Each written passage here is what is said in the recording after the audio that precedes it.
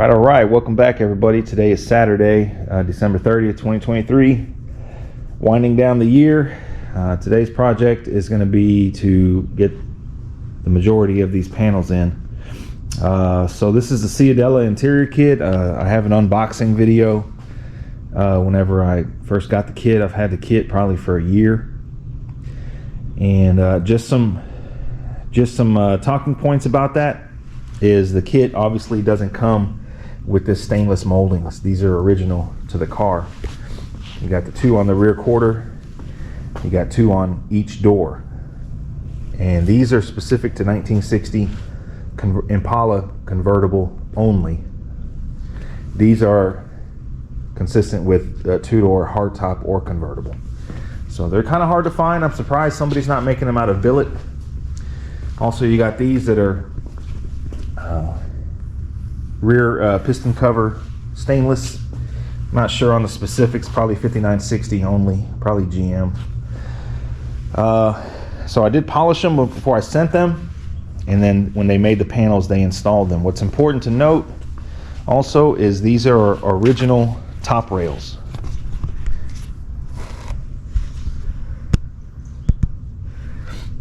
So, and these are original 5960 rub plates. I believe they go here. I'm gonna have to mess with that, but I have noticed in the past a noticeable difference between the original top rails and reproduction.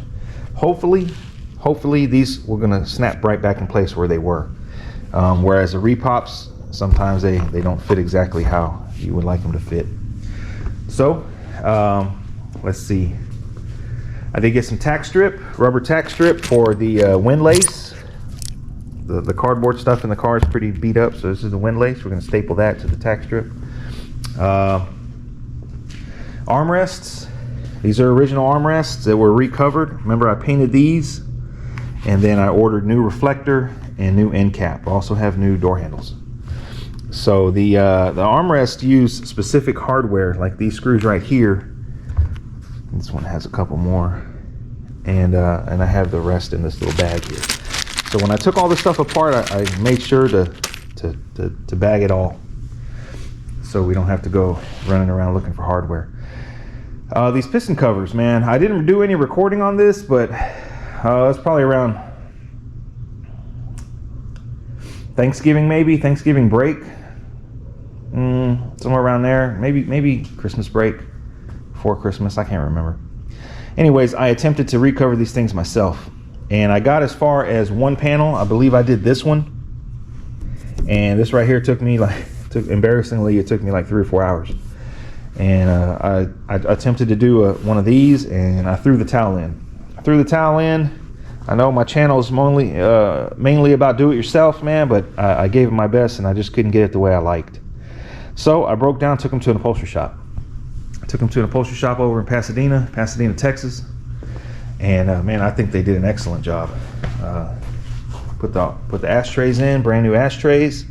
They put the moldings on, and then previously we had cut out a square hole for these bezels. These bezels, I believe, are Pontiac Oldsmobile courtesy lights. So they go right here. So just an added touch, we're gonna put an LED in there, maybe. So when you open the door, you can have some light in the back seat. Not that you ever need it, but just a little extra touch. So man, I think they did a phenomenal job for the amount of money I paid them, which wasn't much. They do really good work, man. Really good work. Original buttons that reused. And like I say, these are original to the car that I polished up. Back seat, we've already seen a video of doing that. Still there. So today's goal is to get all this stuff on. I know these armrests, these are 58 to 61, and they attach to the door panel first, then the door panel goes on the car. Let's go over to the car here. I did keep the original screws for the armrests. They are kind of a specific thing. You could probably use one from the hardware store, but got to make sure you get the right length. They kind of go in at an angle, it seems like. If you get too long, you hit the window whenever you roll the window down. During the week here, I didn't do any recording, but I did get the door weather strip on. So that's new. So this car has all new Weatherstrip, door, convertible top, trunk, cowl, upright right here, felts, window sweeps, whole jive. So when I installed these door weather strips, as usual, I've ran into the problem in the past, is sometimes the holes for the lower end are too big. The holes in the car are too big for the plastic push-in that's embedded in the weather strip. Ran into that problem before. I believe when I took these doors apart, they had like an insert in there that kind of reduced the hole for the weather strip, but those things were toast. They were all brittle, they all cracked when I tried to take them out. So an alternative, kind of a hack, some might call it, but it works, is washers. So you put the weather strip in, and then you pop a washer over it. Those are metric washers. I took the weather strips to the hardware store and tried to find a washer that fits the tightest, and standard wasn't happening. So those are metric M4 washers, just a tech tip there. So you put the weather strip in, then I use a nut driver to smash the washer over the plastic push in, and then I also use some 3M black weather strip adhesive all around the door. So it's not coming off. It's not coming off.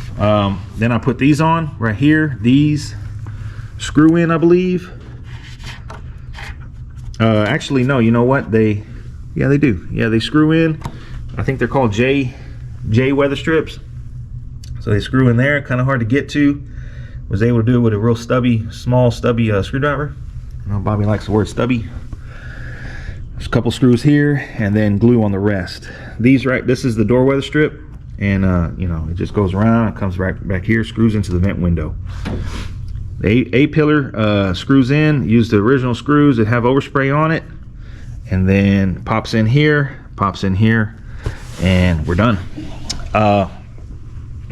So the first day that I put all this weather strip on, the doors were kind of hard to close. They've been closed for probably 4 days, and as you can see, there we go. With all new weather strip, you run into that problem. Eventually it'll break in and settle. We just need some heat, man. It's like 45 degrees in here right now, and it's kind of the wrong time of year to be assembling a car with weather strip and convertible top and all that, but I got it done. So what I did was I left the tape on this because that weather strip adhesive doesn't dry immediately. It dries quick, but not immediately. So I kind of just taped it in place, and now we're good to go.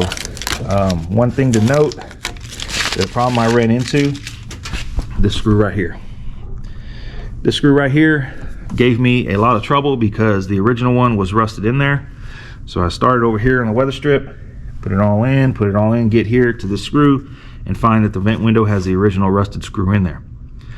And so it wouldn't come out. It stripped the head on it, so I had to drill it out and re-tap a new screw in there. So that took some time, but was able to get it done without scratching any paint or damaging anything.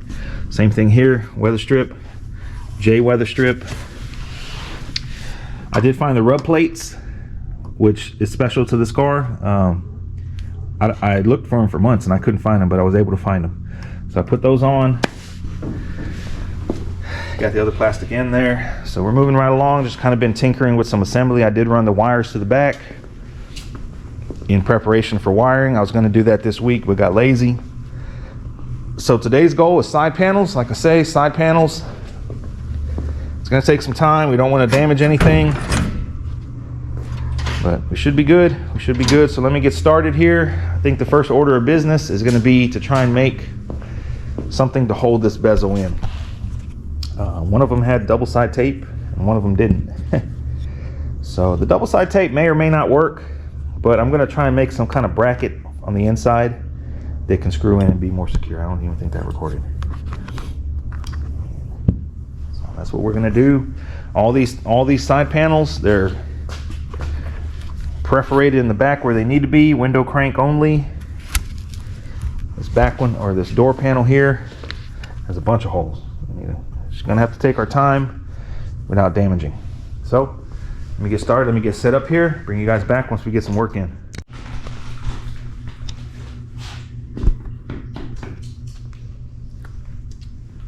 right, so we didn't really record any of the process. Unfortunately, we were kind of in the mode, but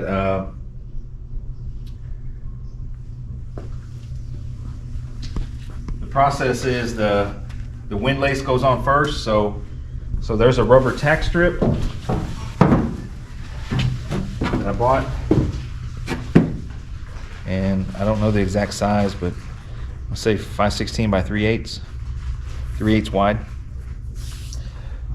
And the tack strip goes on the inside of here with the little tabs that bend in and hold it. It's normally like a real thick cardboard from the factory that's usually dry rotted out.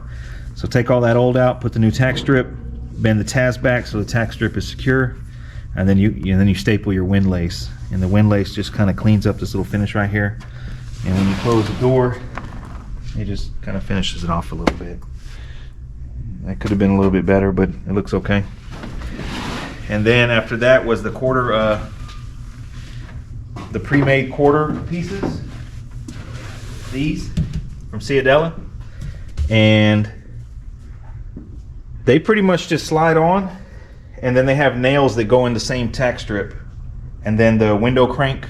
So between the nails and the window crank, it's there. And then the piston covers. The piston covers are original to the car, so they kind of went back pretty much exactly how they came off. How many screws? It's crazy because usually you see 2 screws here. On this piece right here, you see 2 usually, but on this car, it has a tab for a screw, but no hole on both of them. So you can drill it out if you need to. You could drill it out if you wanted to. We could. We maybe. Unfortunately, this got to come out when we put carpet in. So we kind of got ahead of ourselves and put everything in.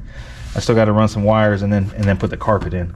But at least it's out the way. At least it's out the way, man. All this stuff takes up so much space in the house, man, because you got to kind of keep it separate from, you don't want to be moving it and scratch the vinyl against something. So I'm just glad to have it in the car. But these are separate pieces. So this piston cover right here screws into the armrest with like three or four screws down low right here. So this is one big chunk. And then there's a screw in the back and then 2 right here. These 2 right here can be tricky to find. You don't want to go, you want to poke the vinyl first, then put the screw. If you go with your screw, it's going to twist the vinyl, and then it's going to poke the vinyl from the back end. On the back. Yeah, because the back end it already shows you the hole where the screw is supposed to go through. Yep. So once we put the piston covers on, we threw the back seat in just for fun to get an idea of where these lights are going to fall, which that's about where they're going to fall. So we eyeballed that pretty good when we did. Also, this has a contour right here, so it's not like we could put the lights over here because this is contoured to a curve. Oh, okay. So we didn't want to go too far in here, then the seat covers it, and you go too far over here and then it don't fit because of the contour. I think we picked a pretty good spot right there. We got some LEDs for that in the works. That's not original to the car? No, this is Buick or Pontiac Oldsmobile. Various years. I mean, you could add them to anyone. You can add them to hardtop. Just cool. I want to have it hooked up to the courtesy light. When you open the door, your dash lights up and you get some light back here. Some people run LEDs under the seat, so when you open the door, it lights up the floor pan if you want. That's fancy. Might as well add neon lights to the bottom of the car. Maybe. So once the back was done, then we moved on to the door panels, and